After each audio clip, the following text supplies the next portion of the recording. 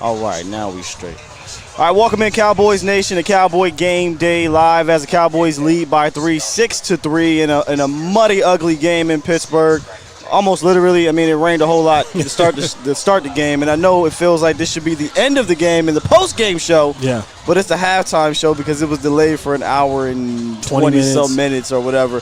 And it feels like it was delayed for an hour and 20 minutes and all the mistakes that's happening out there for these teams here. But the Cowboys lead 6-3 right now and should be at the very least 12-3. But you got 2 turnovers, interception forcing it to CeeDee Lamb, and then a fumble down there around the same place. So that's why we're here at 6-3. If it wasn't for those, even if you just get 3 points, I think you feel a lot better about what's happening. But right now, if you're the Steelers, you got to be feeling good going into this thing as opposed to the Cowboys, Jesse. You know, Mike Tomlin said something that they were going off the field about his team.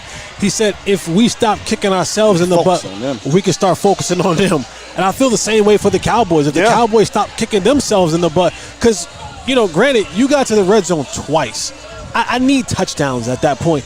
And I think a lot of what's happening is that we've focused on so many other bad parts of the Cowboys that we've neglected to talk their inability to score points in the red zone. They have been terrible in the red zone this year. I like to look it up. I'll see what that is probably by the end of the game of where they stand. No, you're right. In red zone, red zone rankings. But the Cowboys get into the red zone and all of a sudden forget how to play football.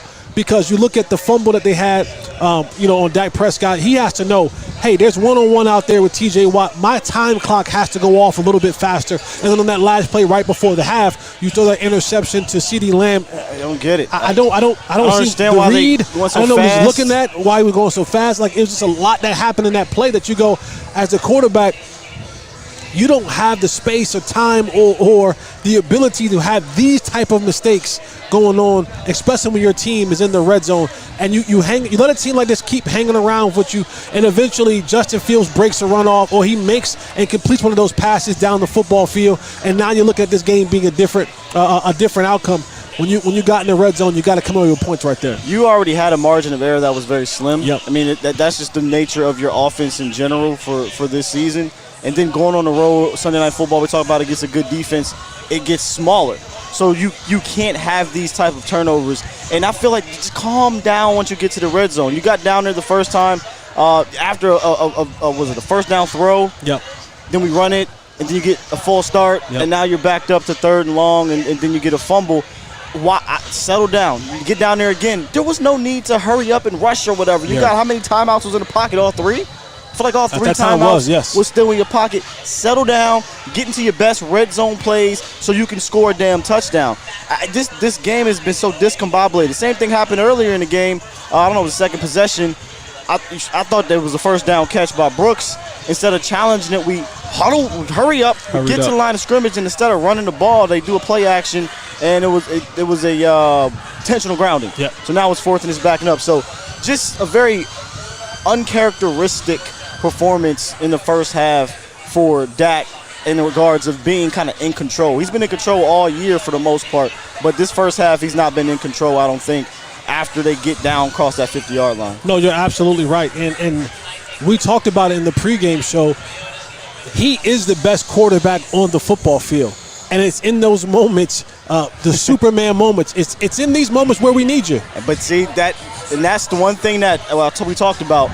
Don't let it overcome you. You're right. And that's what has happened, I think, twice is why, yes, we need you to be Superman, but more so let's meet in the middle where Jesse was saying, yeah, maybe it's not 3 or 4 plays. Maybe it's not 34 plays. But maybe it's just 6 to 10 plays. You have to be able to do that.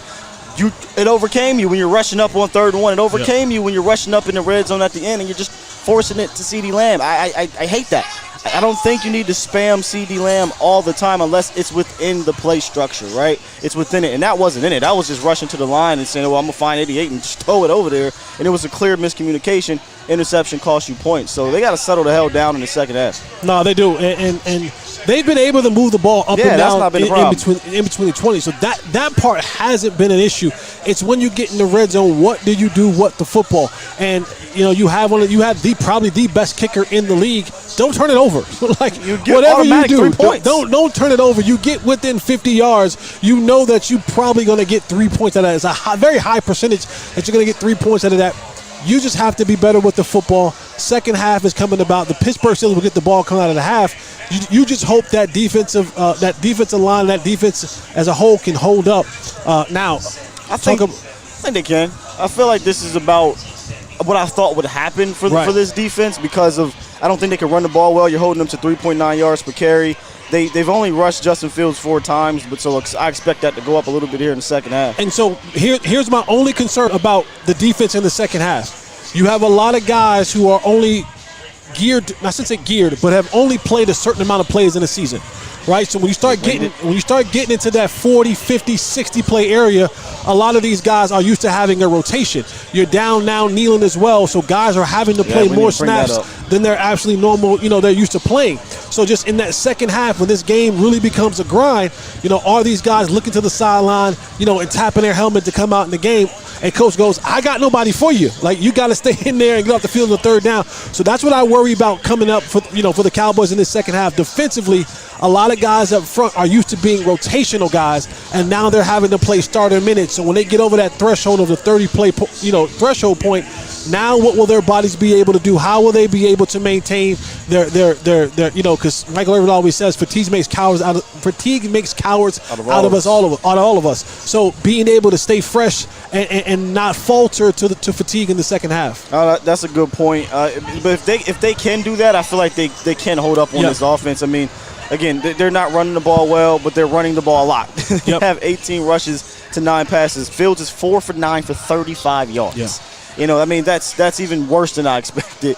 George Pickens has one catch for 8 yards. So the defense is holding up as I expected. The offense, not even if we thought it would be a muddy game. You said 20-16, I believe. I said 21-16. 21-16. I said 20-17. We figured it'd be muddy, but it's a little bit more muddy for the Cowboys than I was hoping for. But it's really only muddy in the red zone. In the red zone, yeah. It's pretty clean, 20-20, but it's in the red zone where they just forget how to play football. Yeah, it's strange, man. It's strange. You get down there throwing a rock, then you run and you back it up, then you full start, then you hold the ball, sack, weird pick. You do get down there and they have these brain farts. Yeah. Or what we used to call them back in the day with Kellen Moore. Glitches. Yeah, they get down there and they glitch, so they just can't glitch. What you said was perfect. Tomlin said if they stop whooping themselves, they can whoop on They can focus on whooping the other team. If the Cowboys stop whooping themselves, they can probably be up at the very least 17-3, and this game's over. If you get up by double digits, I do think this game is over. I don't think the Steelers have a good enough offense to score that much. But like you said, it takes one play. If it's only going to be 6-3, one play and it's 10-6. Change the trajectory of the game. 2 injuries that we need to talk about. Marshawn Kneeling goes out in the first half with an apparent knee injury. Gets carted off the field from the replay, and I'm no doctor. I did stay in the Holiday Inn before. When you have that no contact going down, it doesn't look good. Looks like and then you get carted off. I'm no doctor. We'll wait to see, but that's usually around the ACL situation. And then your left tackle, Tyler Guyton, goes down. It looked like he was messing with his hamstring. Is there an update on that yet? I don't know, but it on the field, it looked like they were working around the hamstring area, the back of the knee area. I haven't seen an update on that yet, but they move Tyler Smith from left guard to left tackle, so he'll probably play there for the rest of the game, and we'll see where we're going. What happens going forward. But 2 major injuries to the Cowboys, both offensive line and defensive line, with Tyler Guyton and Marshawn Kneeling going down. Yeah, I don't see an update just yet, but we'll keep an eye on that. But it is very interesting they put out Tyler Smith out there.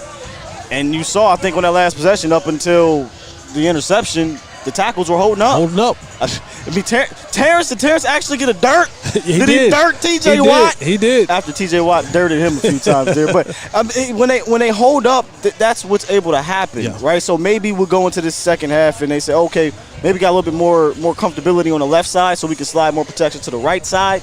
and maybe some other things open up. But it doesn't matter if you get down to the red zone and you don't convert. That's really the issue right now. That's the difference of the game. Yep. This has been the Dave's Hot Chicken halftime show, brought to you by, again, Dave's Hot Chicken, America's favorite chicken for America's team. Be sure to check out all 3 of locations, McKinney, Plano, and Waco, if you are in the area. Kickoff is about to start for the second half. We'll see how the Cowboys close this